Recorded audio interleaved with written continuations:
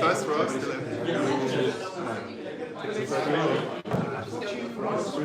I think so. Yeah. Hello.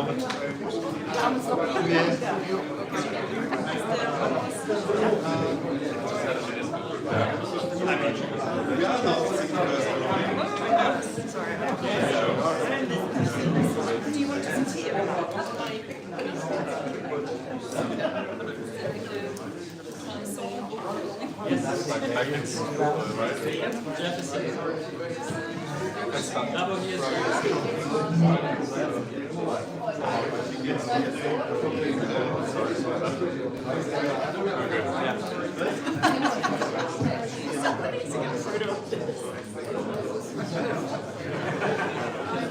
So lots of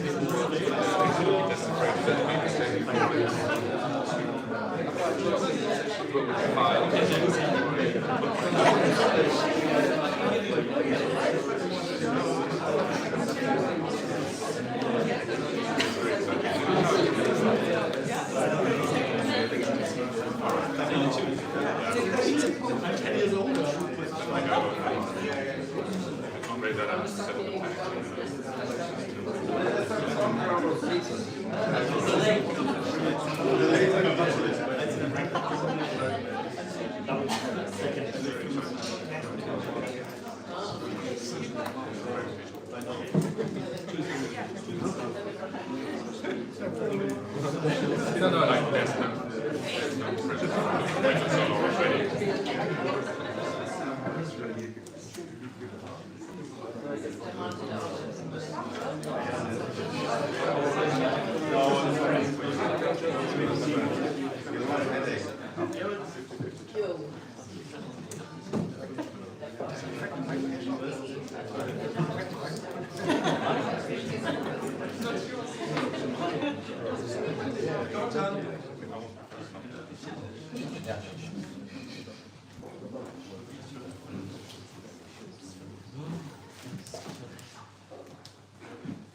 Right.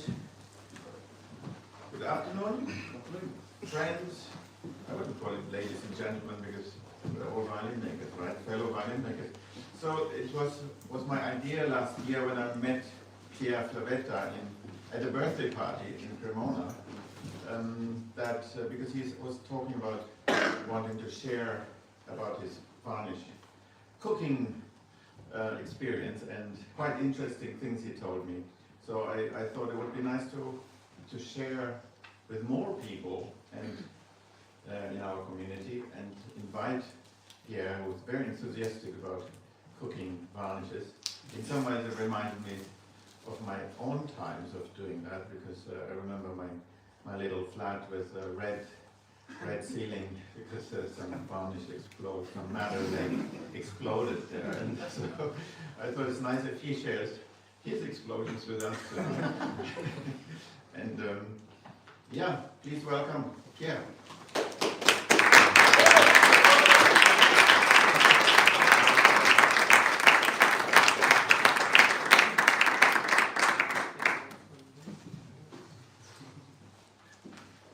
Hello everybody, I'm Pierre. I'm violin maker in Cremona and it's a long time now. now I'm doing some research about varnishes. I'm quite stressed about that conference actually. So many people in London. But my friend in Cremona tried to give me an advice. He said, when you arrive there and you see everybody, imagine everybody naked. And I have to say, it's not working. Okay, today we're going to talk about some ways to color the oil varnish, and by especially by plant infusion, so it's not without the use of the pigment. I'm sorry about the February 32. I missed my flight, so I arrived quite late. And so first of all, I'm gonna talk about a little bit of the story of the varnish and Oh, do you want the video? no, the first one. Yeah. Okay. So just to have the same base, everybody. Okay. So the first varnish we discovered. And varnish, I speak about something that was liquid, and when it's put on an object or other stuff, it became solid and make a protective layer, transparent or not. And the first one is discovered on the sarcophagus of the 9th dynasty, and it's the oldest varnish we found. Okay, the first trace in history is in Pliny the Elder, the books he wrote in 77, and he spoke about old galbanum, I think, and he's speaking about 400 years before his book, and it's the first historic reference of varnish, but he doesn't call that varnish, but it's kind of varnish, and it's also in the same treatise, it's also encyclopedia. It's the first mention of resinol mixture, and not used for varnish, actually they're used for medicine, but it's the first time in treaty that we have that, we know that they use that. After in Luca manuscript, so we are around, maybe it's not 900, it's more 800, and we have already very difficult, very complicated recipe about amber, mastic, turpentine, and linseed varnish. So already in that time they know how to make oil varnish, they know how to dissolve amber in varnish, they know so pyrogenize stuff, and they already know everything. About the spirit varnish, it's arrived quite later. It's developed. It's developed after the 1500. Sorry. But the first explicit mention in a treatise, it's around this period in the treatise. So it became to arrive in the treatise, and they developed more after 1500. And about the instruments in general, the varnish they use for that. So during the Middle Age, it was a big mess. So they used everything. They used wax varnish. They used just raw linseed oil, but also good oil varnish. They used everything. No, we didn't find today a medieval instrument with just spirit kind varnish. So there are instruments with just wax. This maybe dissolved in something. But generally, it's there is no just raw shellac for sure not, but no raw like colophony and no oils or something like that in Middle Age. There is no. We didn't find on the analysis on instrument that stuff. And after Andrea Amati, all the analysis, and I'm speaking about just to have a few names of analysis, like the one of de Brandmeier, the work of Balthazar Soulier, the work of Le Cité de la Musique and of the in Cremona of the Museo del Violino. So they didn't find spirit varnish yet on a classic Cremonese instrument. So it's everybody is quite agree that it's oil varnish, and someone find the sandrach, but generally they found more rosin stuff and turpentine stuff. And Soulier, in his article in Strad magazine a few years ago maybe, he spoke about the use of the shellac by some French maker in 1600, but in Italy he began to find shellac after 1730. And it quite matched well with the treatise, because treatise begin to speak a lot about shellac varnish in the second half of 1700, and not before. Still in the history, so how can you send the other one? When we speak about colored varnish, at the time, so for a long time, varnish, it was a protective stuff. It was not used for color object. It was used for protect object. So if you want to color an object, you generally in the history they use stains to color object or paint or something, and they use the varnish to protect, not for color. The few use of a colored and transparent varnish, it's quite rare actually. It's used for in the treatise. It's used for metal objects, some wooden objects, and I want to add some glass painting and miniature stuff, but it's very rare. It's mostly for metal objects. We have a very good example in Metropolitan Museum in New York of thin silver foil and some shields made of silver covered with the aloe varnish. And now they begin to find aloe varnish on instruments, but it's very difficult to analyze it, so we still don't understand if they use that for violin or not. But in the history there is that big reference between Theophilus, so we are in the Middle Age, in the year 1000, and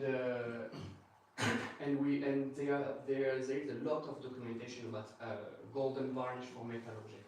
Really a lot. It's big, it's huge, but it's very specific uses, and it's quite expensive.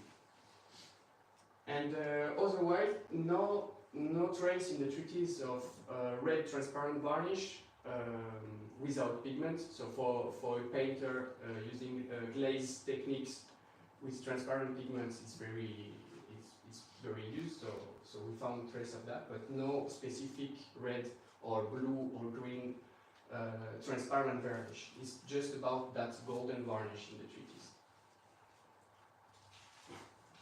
But in the history we find some illuminated manuscripts with water varnish, but also oil varnish, color in red, in blue, with pigments or not. And after, also on instrument, we found some varnish without pigment and very intense red color. And also some rare example of glass painting, but it's because there is a glass painting in a museum in Strasbourg, and they use color varnish, but oil varnish, but there is no very specific analysis on the dyes they use for that. And so there is no many example of transparent color varnish in the treatise in the history. But we have a pretty good idea of what technique here they use, and there is 4 techniques. So you can color an oil varnish by cooking, by reacting with metal salts or other chemicals, by dye infusion, and we are speaking today more of that technique, and by mixing with transparent pigments. I'm not going to speak today of pigment because it's big, it's a huge argument, and we have just an hour and a half, so it will be another potential conference. But today we're going to concentrate about the infusion technique, and I'm going to speak a bit about the cooking and the reacting with metal salts. So more precisely for the infusion technique,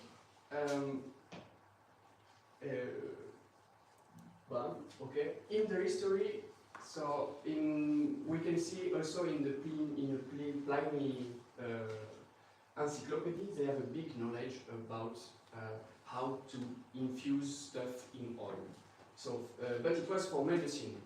and they have a pretty good idea of all the properties of all the plants you can find in Europe and beyond to dissolve in oil. So even if we don't find trace of other plants dissolved in oil in treaties, we can be quite sure that they know very well how to use it and what property that plants give to the oil.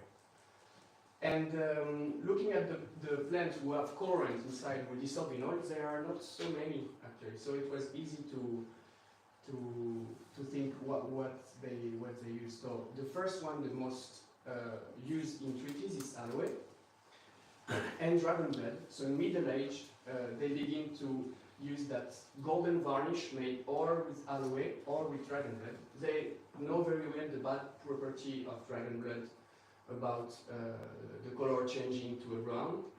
I have to say it's not the same dragon blood they used at the time. So today we use more the dragon blood like the one from Kremer.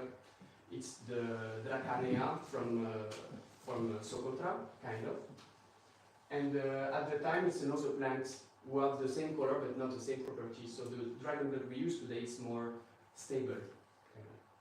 The madder, so alizarin and purpurine that contain the madder roots are oil soluble, and it's used. We found also madder lake in Egypt, still in the 19th dynasty, so it's a very old color that humans use. Alder buckthorn, it's used for yellow lake, especially in France, and that yellow dye, it's one yellow dye we dissolve in oil.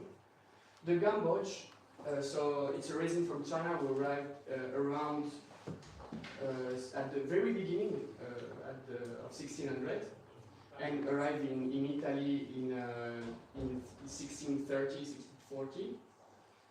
And it's dissolved in oil, but the color is better in spirit varnish and alcohol varnish especially. So it was used for there is recipe with gamboge in trying to substitute the aloe varnish, but they use more gamboge for spirit varnish. Dyer's bugloss or Alcana tintoria, it's one of the antiquest, oldest colorants used by human. It's super soluble in oil, so you can put without heating, and it gives a very intense purple color. But that dye, it's not resistant at the light, and it's a very unstable color. It's very difficult to fix it, and they use more for ephemeral stuff like for cosmetics and stuff. Yeah, mixing with wax. But no trace in the treatise of a varnish with that. It was more for other uses. And the Bitziorellana, it's called roku also. It's a Maya seed that give a very intense golden color, beautiful, soluble in alcohol, in oil, and so it's very intense, easily soluble, but it's very similar, the molecule, to the carotene, and it's absolutely not stable at the light. The Maya have a way to fix it, because we have objects from the Maya with that dye who resist at the light today, but nobody have the answer to that, and I think they don't even know how to fix it at the time. But we have treatises at the end of 1700 about French bakery using that. So maybe you can find in varnish today, but you cannot see because it's already disappeared. Okay, that was about the history, just to understand what in treaties we have. And in a more practical aspect, now I'm going to speak a little bit about the cooking. So everybody know how to cook colophony because it's one of the most used technique today to color the varnish with no pigment. And so I just speak a little bit about that. And after I'm going to speak also about the other techniques. So just very quick, the colophony have a reaction with oxygen, and it's a reaction of oxygen, not a carbonization. So with oxygen, the colophony became dark and have a very beautiful orange, red, brown hues that you can have. And to make that reaction with oxygen happen, you have to cook it, you have to go beyond a certain temperature. And so more energy you're giving to the colophony and more she reacts with the oxygen. But after 220 degrees, the colophony began to decompose and transform in oxalic acid, formic acid, and resin oil. And that's the main problem. So more you're cooking, the higher you're cooking the colophony, darker it's became, but more you are losing colophony. And so the two general logic are to cook around 220 and stay more or less at that temperature for a very long time. And most of people use that technique today. Or you can cook a short time, like maybe 5 hours, 6 hours, instead of days or weeks. But you lose much more resin, and also you're changing a bit the property of the oil resin. Not that much, because you eliminate the more the more fragile part of the colophony because you decompose it. So you have the more resistant part of the colophony remaining. But for us, it's not changing that much. And a good alternative to that, it's because it's a reaction with oxygen, you can inject inside the colophony before cooking oxygen, or use an already oxidized colophony. So I'm sure a lot of you used an old resin, try to use an old resin to cook it, and the color came with the cooking faster. And it's because it's the old colophony had more oxygen in it for years, and you already have oxygen in the resin. So when you cook it, it reacts faster. And when you cook it, also the fume that colophony made remove the oxygen from the reaction. So also you are not injecting so much oxygen when you cook it. Inject air with the aquarium bubbler, for example, in the resin dissolved in a solvent at cold temperature. It's a good technique to add oxygen in the resin without cooking it, and you can do for a lot of time because you are not losing resin. And after that, you're cooking, and you will have a much faster color. So you can cook also at 220 degrees, and you will see the color happen much quicker because you already have oxygen in the reaction. Okay. And just a few words about the reaction technique.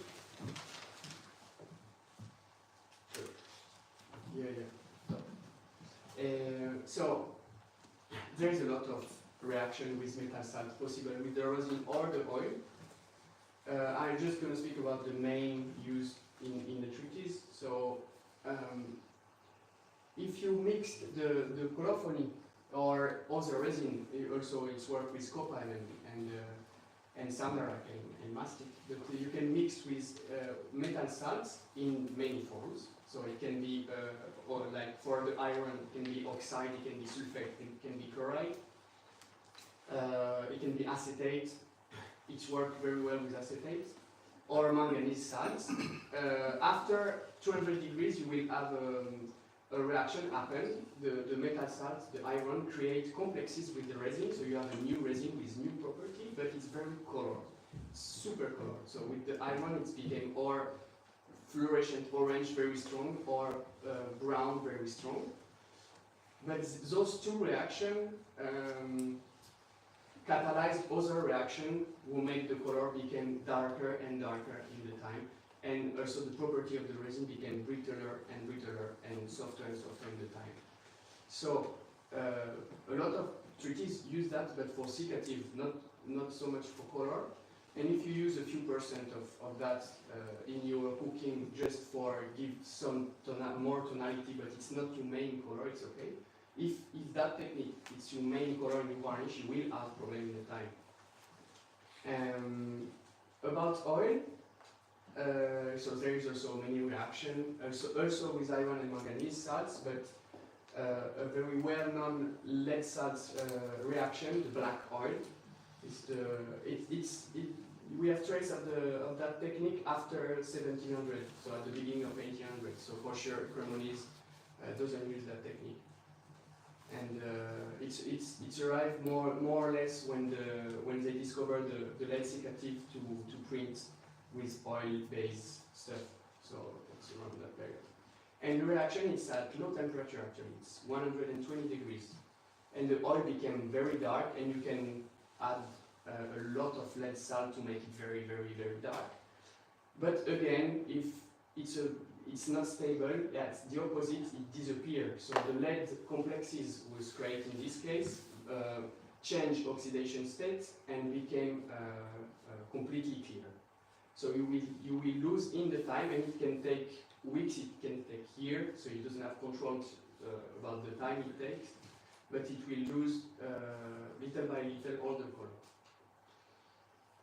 Because the reaction with resin is over 200 degrees, you have not to worry about using iron pigments.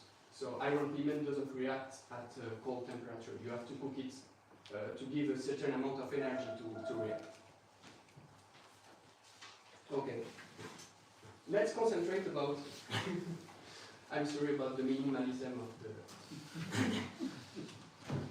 the infusion technique. So it's very simple. It's worked like a spirit varnish. So with spirit varnish, alcohol varnish, you can put plants in the varnish, infuse the color, fix it or not, and throw away the roots or the bark that you use, and you have a color varnish. It's worked exactly the same way, except you have to cook it. And you have to cook it at a quite high temperature, so around 270 for the alizarin anthraquinone dyes base. And it's very simple. So you're adding a dye.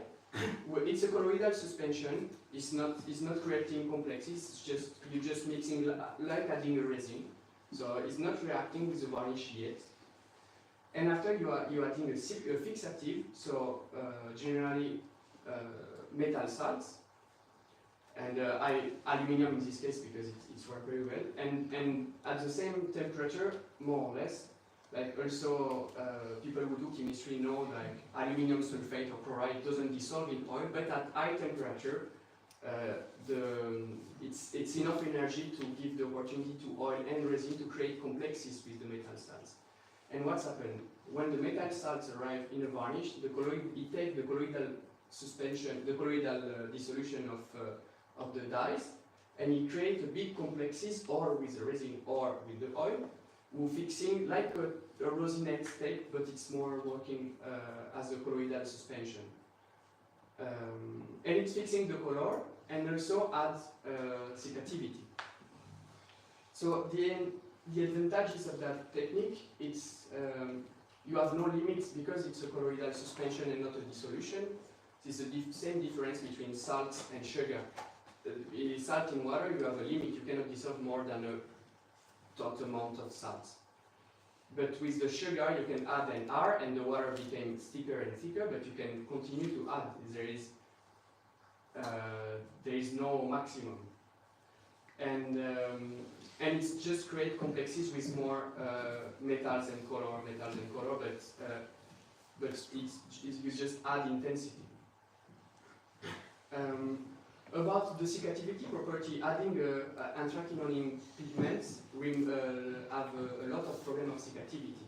It's antioxidant, so it makes the varnish drying bad. But because you're adding a fixative, it compensates for the bad property of antioxidation. So you don't have the problem with the cicativity. Especially for alloy, because alloy have a big problem of cicativity problem, and in this, if you add enough fixative and to compensate also cicativity, you will have no problem of cicativity. And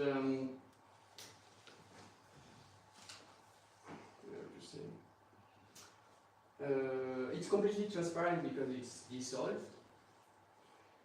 So it's very quick. So that cooking at that temperature, it's like for 1 minute, 2 minutes. I made the video to understand the time you have to do it, but it's very quick.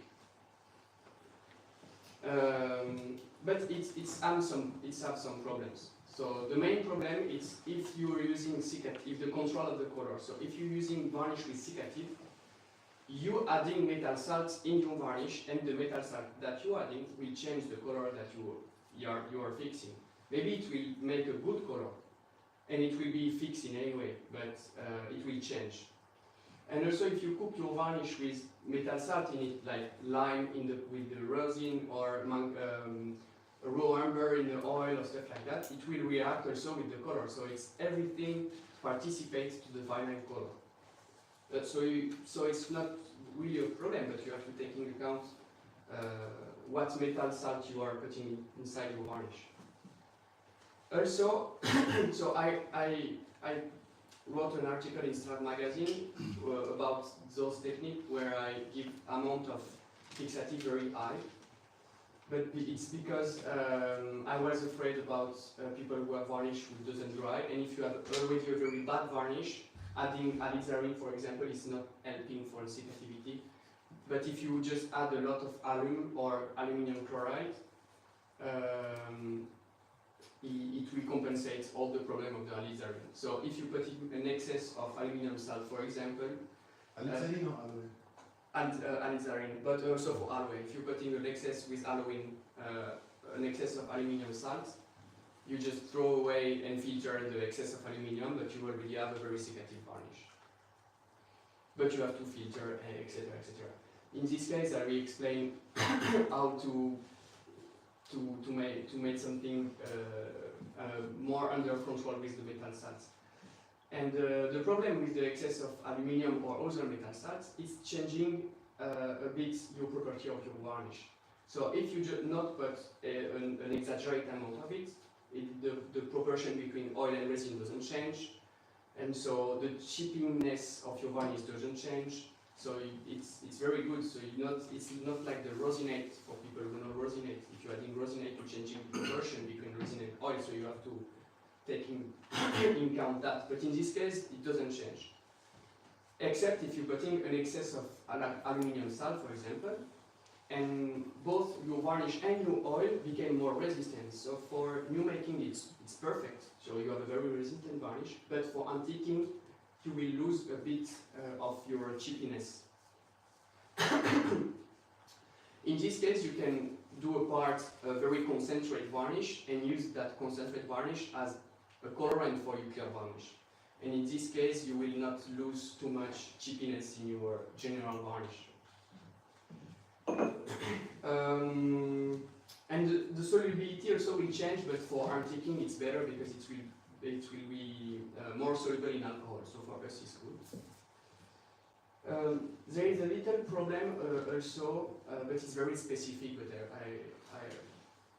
I want to speak about, of migration. So in some very few cases, the colorant could go from the resin to the oil, how it's works. The varnish, it's just oil and resin, general resin and general oil. And the colorant doesn't create complexes with all the varnish. It creates complexes specifically or with the resin or with the oil. And it's doing that in function of what dyes, what colorant you are using. For the aloe, for example, it's just fixing on oil and not on the resin. But for alizarin, for the case of alizarin, alizarin like both. So in low pH, if you have a very acidic varnish, it will create complexes with the oil and remain very clear. If you have more higher pH, so more basic, more neutral varnish, it will create complex with the resin. And much more color. But in very rare case, if you have a very high pH, the alizarin, and you put like polar solvents, like I do, I use also polar solvent in varnish, mixing with my turpentine or alcohol or petroleum. That's that happened last time. So the alizarin can return because of the polarity in oil and changing color drastically, but it's doing that just when it's liquid. So when it's dry, there is not anymore that problem. But it's very specific, so it's happened in very few cases. But if some days you try that technique and all your beautiful purple disappear, it's because of that.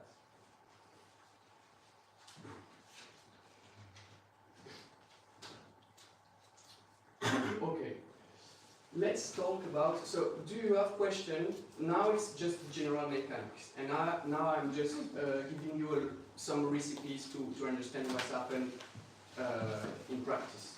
Do you have questions for now about the mechanics and the chemistry? Yeah. Yep. In your last example, when you say that you had some salts in your rosin or your oil, is it just dry salts, or do you have them in a solution of anything, any medium? No, it's dry. Dry, okay. Thank you. Yeah, you will see after I made a little video because it's very difficult to understand without seeing, and I cannot put in here. So I made a little video. Okay. So, because it's changing in function of what varnish you are using, I'm giving also one varnish recipe. So, that's made of white fluorescence okay. So very fast, and or you can take picture, or if you need, you can write me after. I will send you all the information for people who don't want to take photo. So about the linseed oil, this one, it's just about cleaning with distilled water, so mixing, waiting for separation, and thicken at the sun. So letting at the sun until it's changing viscosity a bit. And after all that, cooking 2 hours and a half at 250 degrees. Okay, no metal salting. For this varnish I use a clear fine rosin, so one from Kramer. And I cook it before 1 hour at 220 degrees. And after I add 5%, it's a lot by weight, of calcium hydroxide of lime, and I cook 1 hour again at 220 degrees. I made a mix of 40 of oil, 60 of resin, but you can change the proportion as you want. And I cook 30 minutes with 2% of aluminum chloride. In the article I give of Strad, I give aluminum sulfate, I give the alum, but with aluminum chloride you have less remaining particles, just for that. And after I have the solvent, and all that varnish, okay, it's white fluorescence, and you take all the varnish with the solvent and everything, and I add 5% by weight of taking the same reference of before. So if I use 40 grams of oil, 60 grams of resin, I use 5 grams of alizarin. I put in the varnish directly like that, no solution. And I cook it at around 280 degrees until it dissolves for 1 minute, 2 minutes. But you will see in the video it's quicker than that. And after I add again 10% of aluminum chloride, but it's a lot of aluminum. And with that recipe, because there is already a lot of calcium in it, it doesn't have to add too much metal salts because it's already drying well, and there is already calcium fixing the alizarin. So what I want to say 10% because if you have problem with your resin or your oil in the cooking and it doesn't dry well, adding 10% of aluminum chloride it will help. But you can add just 5% of aluminum chloride and it will be enough. And again, 280 degrees until the color, you see the color is changing. I say 1-2 minutes, but it's less than that. And after you filter or you let decant and you can use it. So yeah, question about this one? Well, when you make the base varnish, it's already at the solvent, Yeah, yeah, and then you recook it at 280. Is that possible? yeah. Say with a So- bit of turpentine or whatever. So if you use, so a lot of solvents will go away, but so especially in the case of turpentine, you have to be to make attention because around 270 it can take fire. but if you use petroleum, it doesn't happen. So, and I said 280, but you will see you put the alizarin before, and before you arrive at 280, it's already dissolved. So when you see it's dissolved, you will see on the video it's more. It's good to have reference. I said 280 because at 280 the alizarin begin to decompose, and you are sure that if your varnish doesn't help to dissolve the alizarin, all the alizarin will to dissolve. And if you want to make on purpose a color varnish, you can not add the solvent and making a big quantity of varnish and add the solvent at the end also. How much proportion of solvent do you add? So it depends on the solvent. For this one I used a mix of heavy petroleum like kerosene and alcohol, and I used about 40 grams, 40% of kerosene, and like maybe 2% of alcohol. I had problem also with turpentine, so I stopped to use it. But and now I prefer using that. But it's difficult to have like the orange skin effect without turpentine. So. And this is a very neutral or basic varnish. The pH is high, so it's easy to dissolve the alizarin. And I would like to show a more acidic recipe to understand what's happened.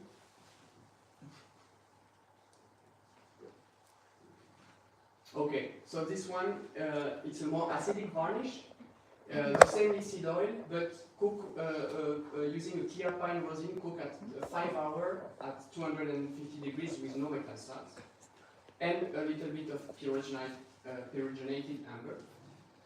And so it's drying because of the amber, but it's also more acidic.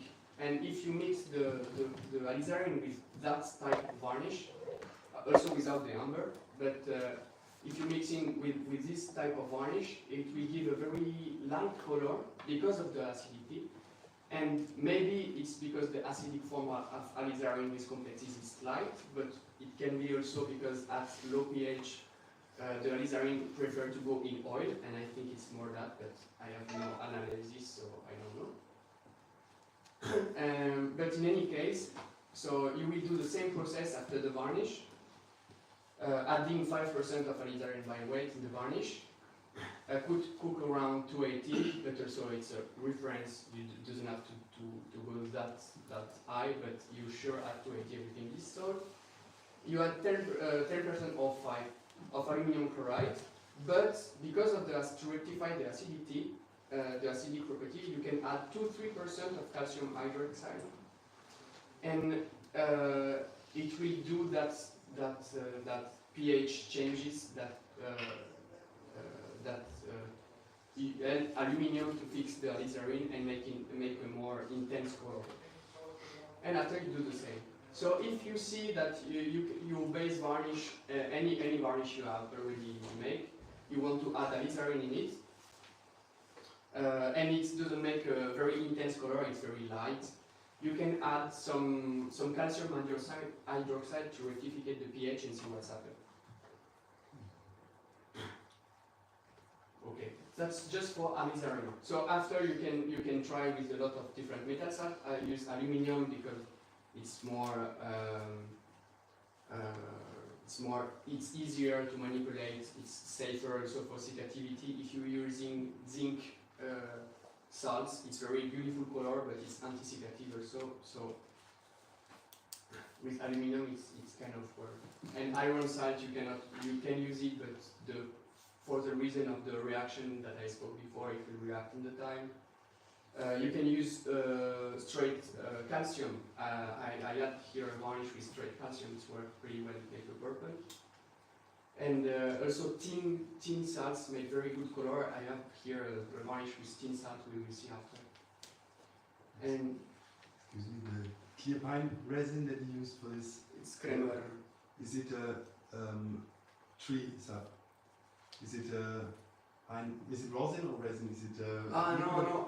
Okay, it's a dry resin. Ah, yeah. Yeah, it's not turpentine. Yeah. Yeah, I tried to do it for the color refinement with material from Kramer because yeah, we hope so.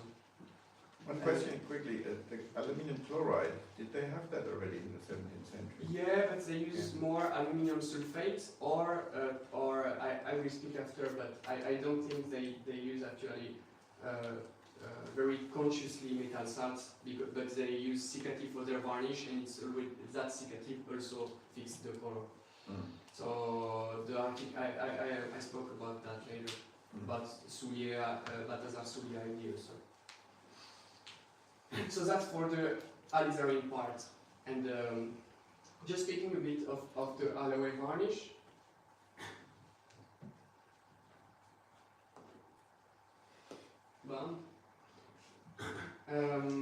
So aloe, how it's work? It's a resin soluble in water and alcohol, but not in oil.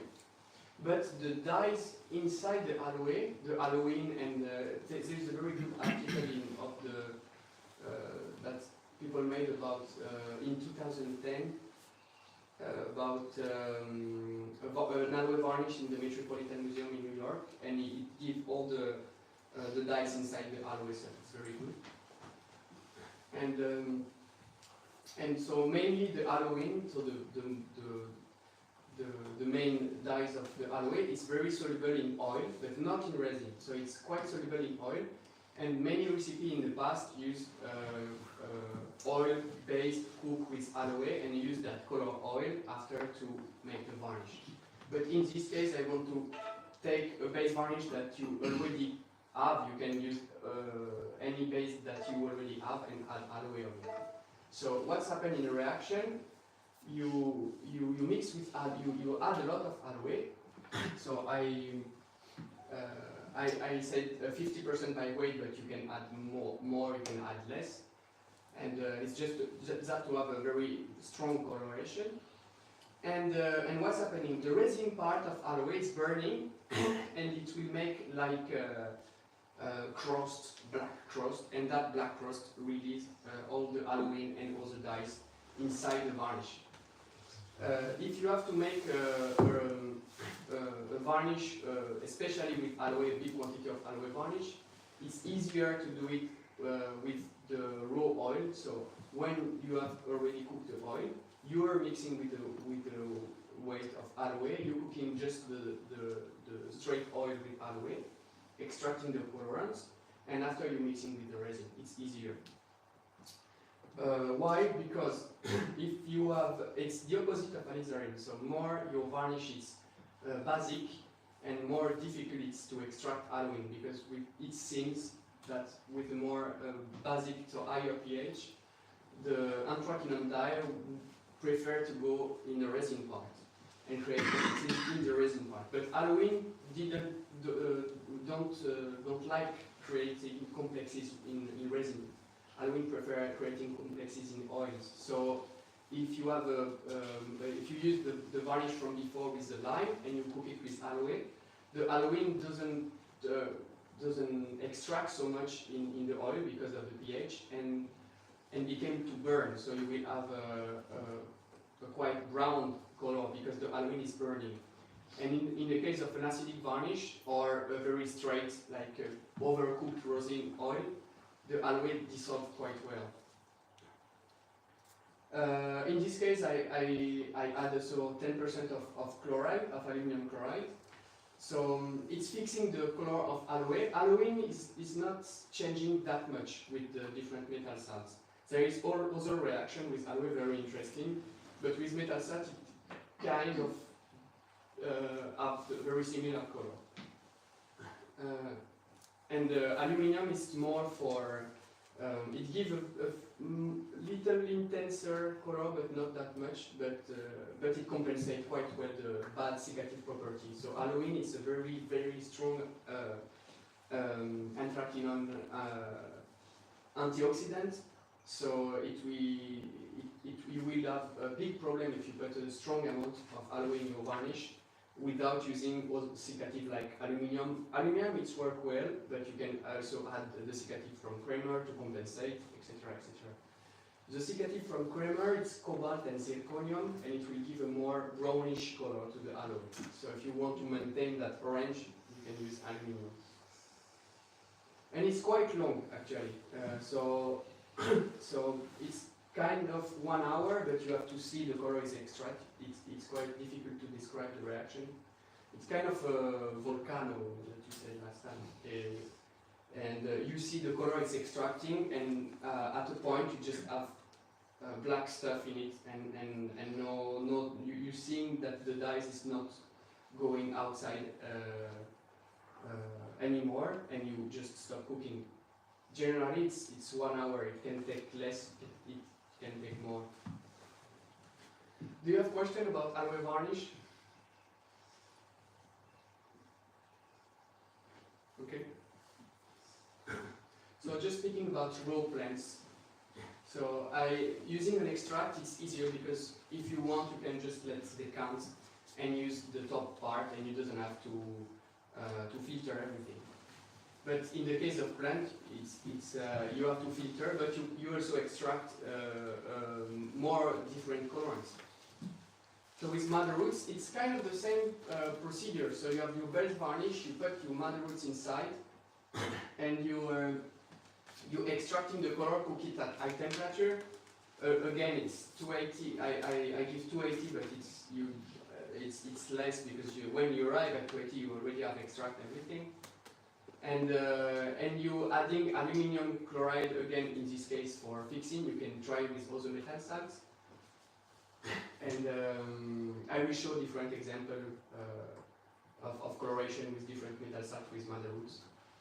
And aldebuckthorn, it's the bark of the plant, and it's working the same way. For the quantity of plant, so because you have no maximum, you can add. You have the limit of the varnish itself, so you cannot add more plant than varnish.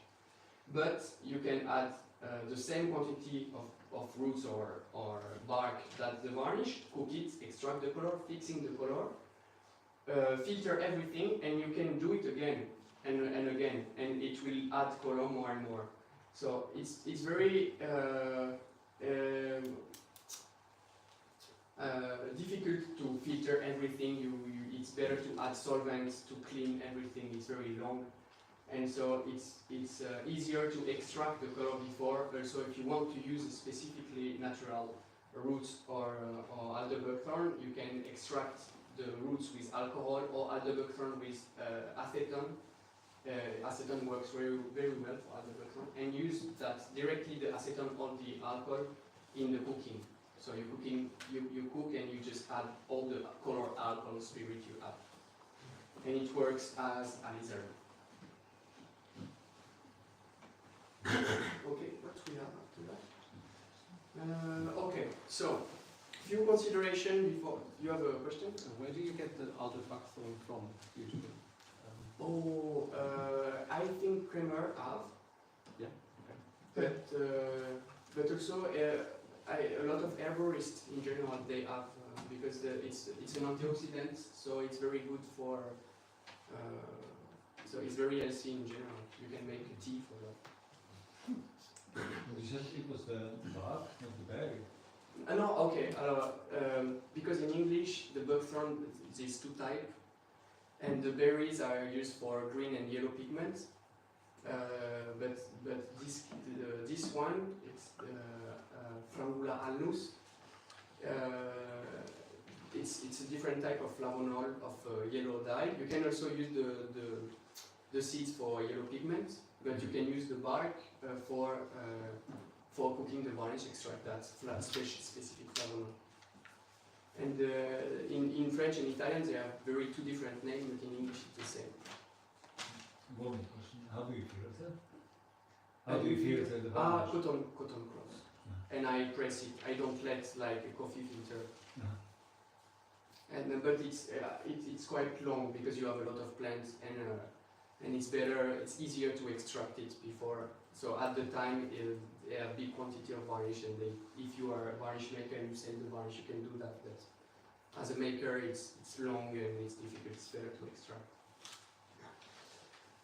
So because of that difficulty to filter everything and extract, I made some considerations. So at the time of in Cremona of between Andrea Amati and Stradivari, it was forbidden to cook the oil, officially forbidden, punished by law, of cooking oil varnish inside the city wall. So you have to go outside because it was very dangerous and about the smell. And it's not like today. So I know you guys try to find a secret place to cook varnish in the garden, and when the neighbor said, "What you doing?" "Oh no, it's a weird barbecue. It's okay."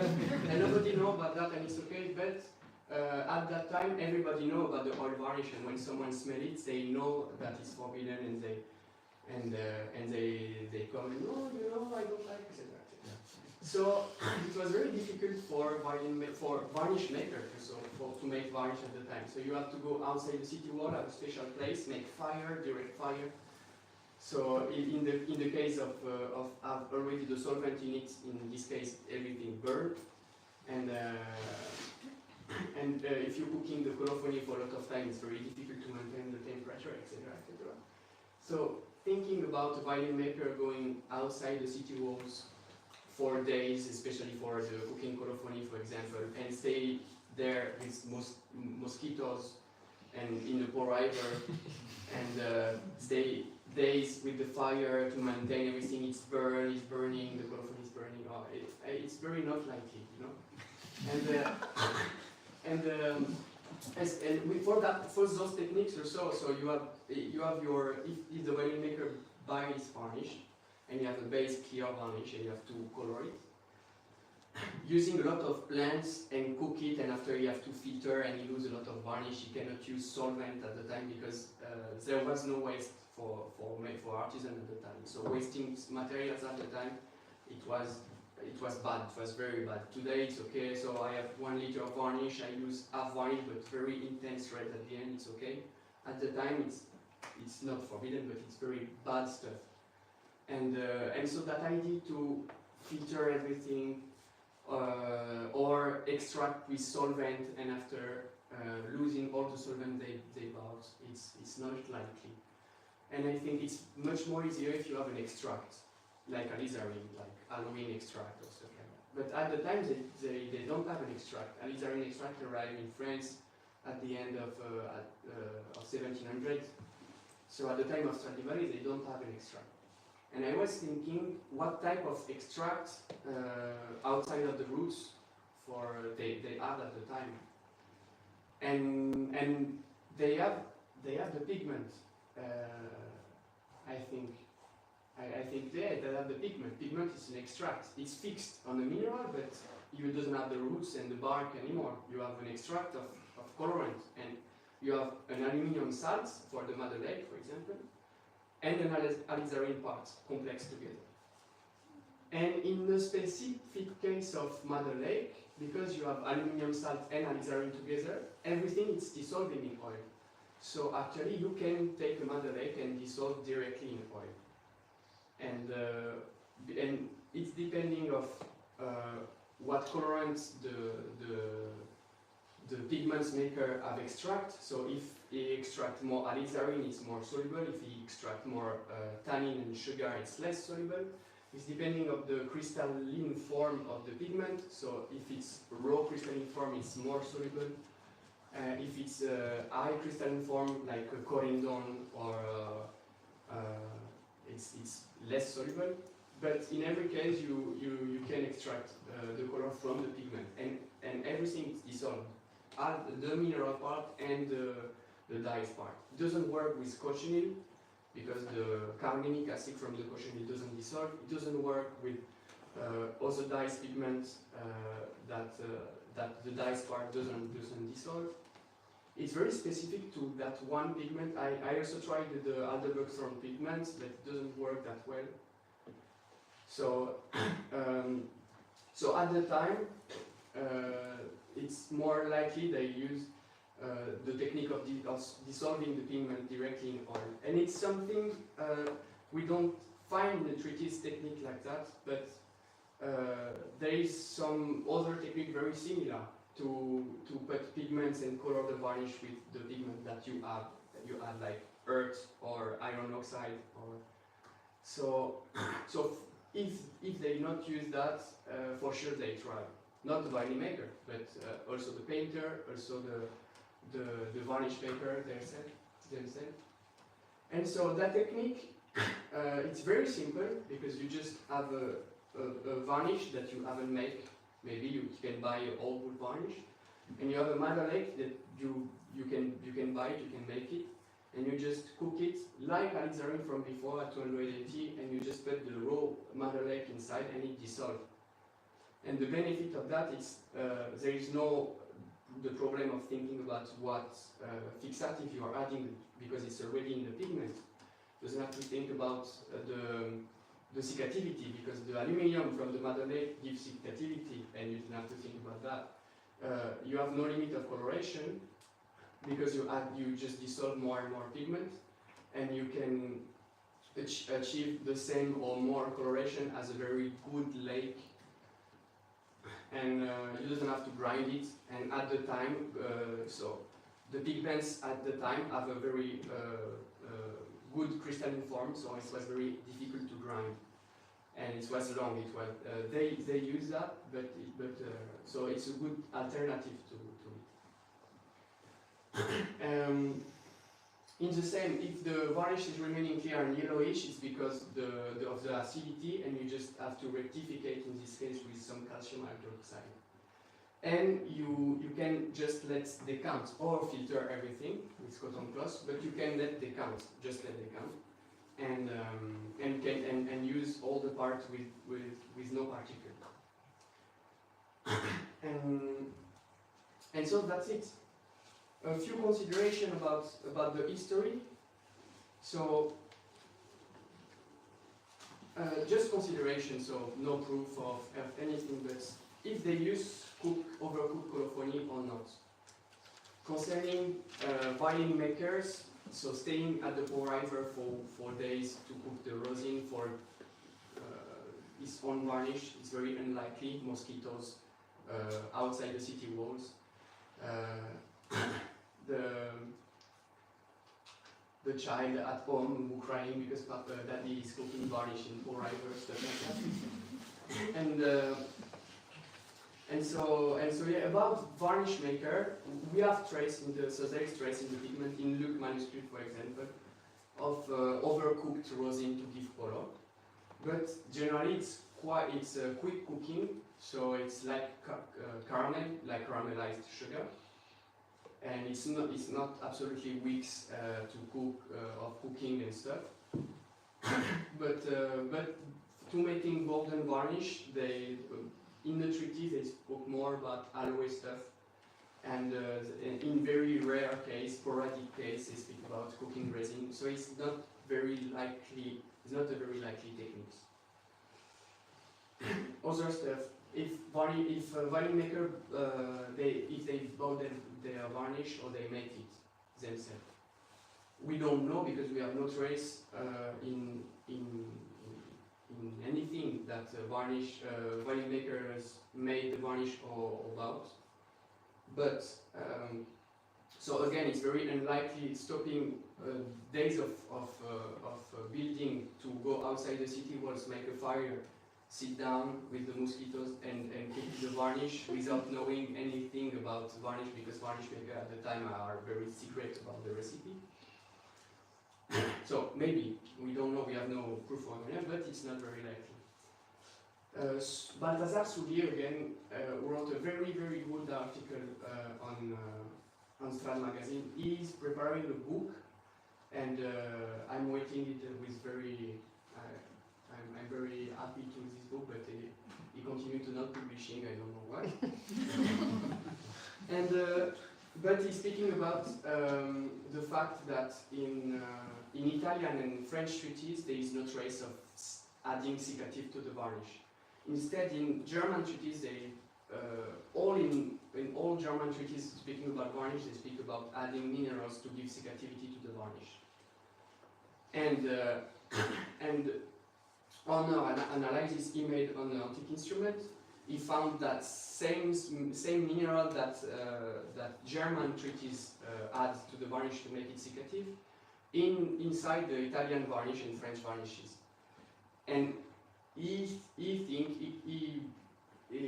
spoke about the possibility that the Fusen school, they have to make a stage outside the city of Fusen, and maybe all that German community of violin makers bring the recipe of the cicativity stuff with minerals to Italy and France. And I mean, it's it's a likely possibility.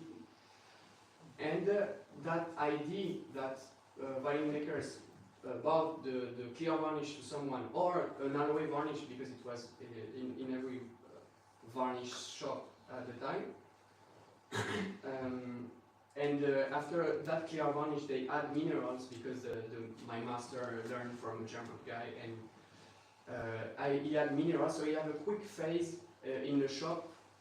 When he had mineral, he cooked it a bit, and so it's not like a big cooking, half an hour, big smoke, and the neighbor come and, oh, what are you doing? It's very quick, so you can do it. And the idea that violin makers have that quick phase of cooking, so with the raw varnish that they bought for cicativity, but also in this case for giving color, it's an interesting theory. It's matched pretty well. So again, it's just consideration about that. Speaking about those techniques, another consideration, if they use pigment or not.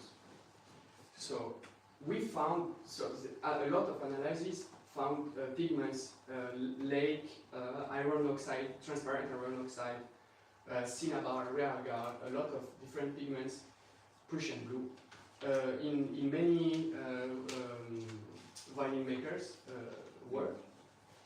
And but in other cases also we found there is that Storioni, little Storioni they found, and they analyzed in a museum in Cremona, and there was a big drop, never opened, and there was a big drop of red varnish in the back. So falling in the F holes, and on the back you have a big drop of red varnish.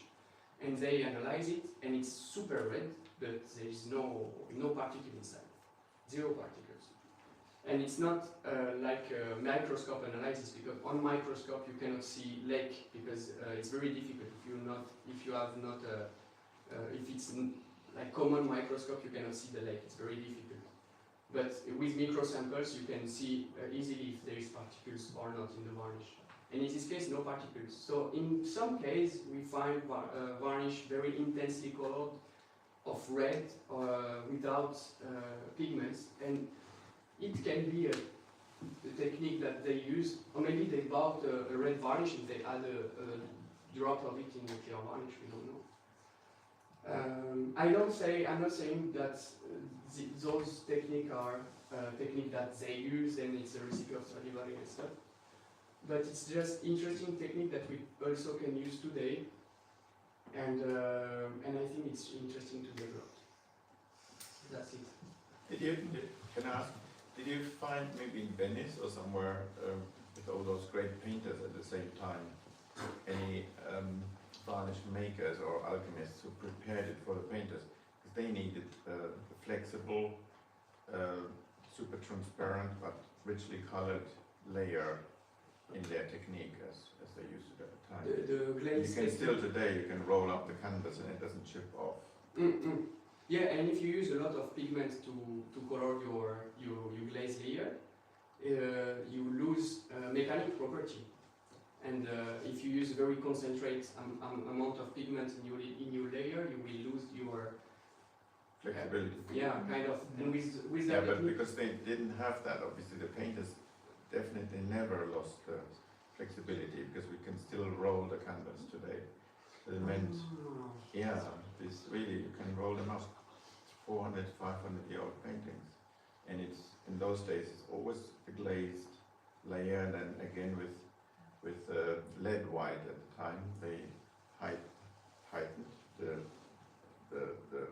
brilliance point, and then they put another layer of transparent varnish over. That is very parallel to all the violin makers. And it's the same, very same time. And I would again don't think it's an alchemist who prepared it for the painter, because again the painter wouldn't have had a 280-degree fire. You know, we have to not forget we didn't have an electric plate to heat it to exactly 280 degrees. It was open fire with a chimney. So it's very tricky to get it right unless you have a laboratory kind of alchemist's type of place. So I always thought violin makers probably didn't do much cooking themselves. They use materials from someone, Yeah, we had carpenters, we had painters, and we had, we also had copper painters, people painted on copper plates. Incredible fire, all those pigments on top of a copper plate. And again, it was layered with a transparent, non-chippy varnish. on top. Yeah, which definitely made from exactly the same materials as the violin makers. Did you find anything? So I didn't. Any trace and proof? Oh no, Yeah. so for that glaze technique for painter, they have a own secret about that, and there is many different techniques and everything is secret. But it's very widespread. You have in Milan, you have in Florence, you have in Venice. Yeah, but Bologna. in a treatise you have nothing because Yeah. nobody said the secret. But there is that idea to have a special material for glaze. Yeah. And also for the example of the Metropolitan Museum in New York, they have that strong orange varnish, and it's not aloe. They made all the studio about aloe, and it's not aloe. Yeah. And so it could be a technique like that. It's much actually. And I have okay. So just to understand, sorry for the mess. Just to understand how quick the technique can be, and there is a way. It's the recipe of the white fluorescent varnish, and I just adding. So that's Pierre varnish, and so I'm doing it with the flame like in old days, and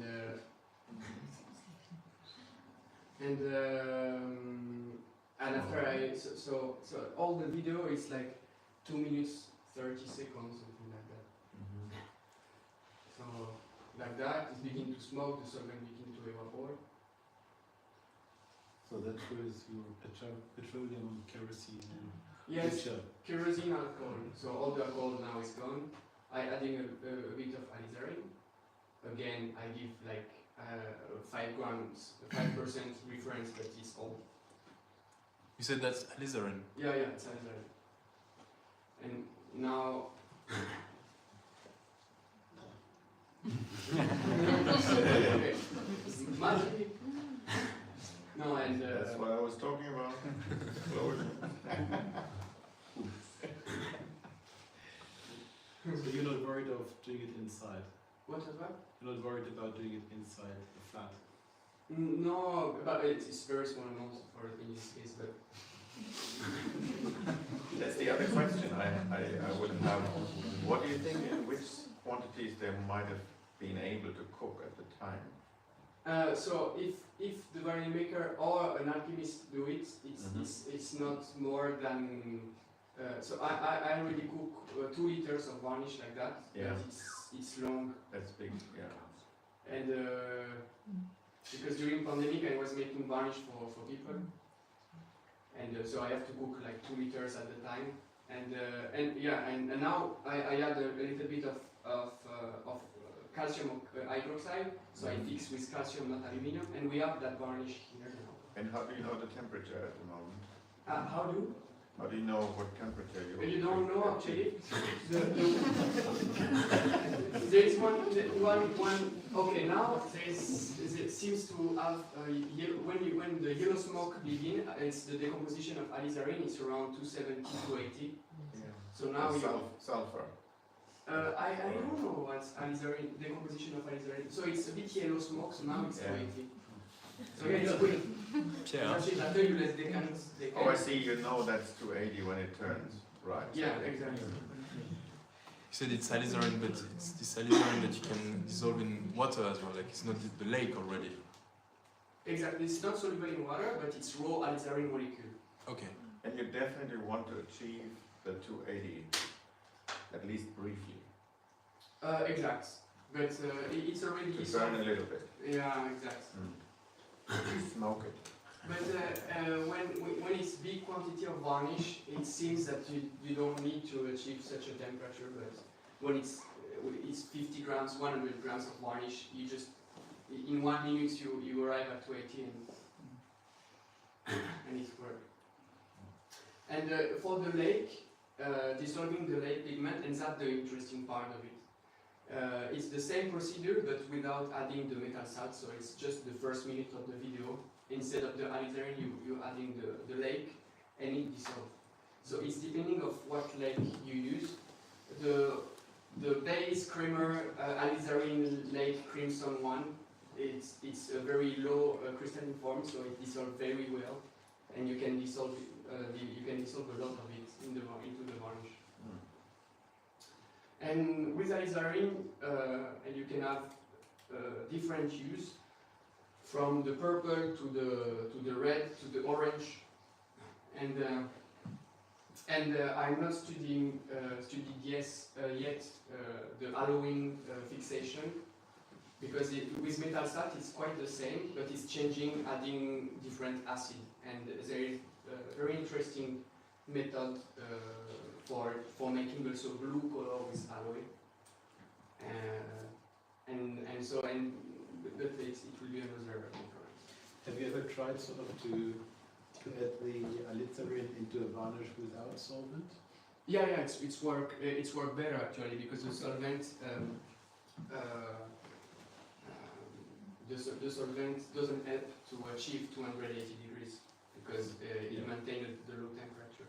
So it's better to not have a solvent, but I want to show that you can do it with any type of varnish. So it's easier if you have like a 60% oil, 40% resin, no solvent. It's easier to dissolve everything like that. In the movie, you say you add calcium hydroxide to. Instead of aluminum chloride. Yes. Why? When do you use alum or aluminum? To have different coloration.